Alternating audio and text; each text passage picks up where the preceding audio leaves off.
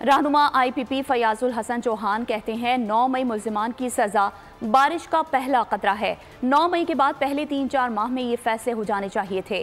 دہشت گردی روکنے میں یہ سزا معاون ثابت ہوگی۔ یہ خیال رکھنا ہوگا کہ جو لوگ بے گناہ ہیں انہیں سزا نہ ملے۔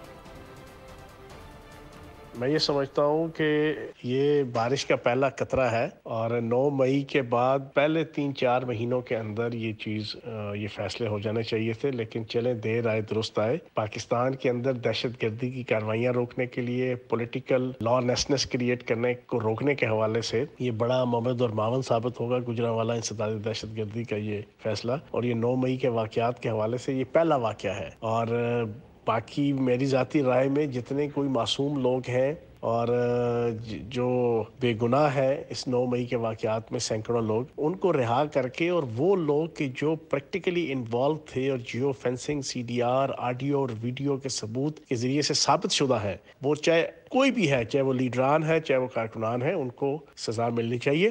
لیکن جو بے گناہ ہے، جن کو بے گناہ جو ہے وہ FIR کے اندر تقریباً 50% کے قریب بے گناہ ہے، ان کو سپیئر کر کے باقیوں کو بالکل سزا ملنی چاہیے۔ سبسکرائب کریں اور بیل دبائیں تاکہ کوئی خبر رہ نہ جائے۔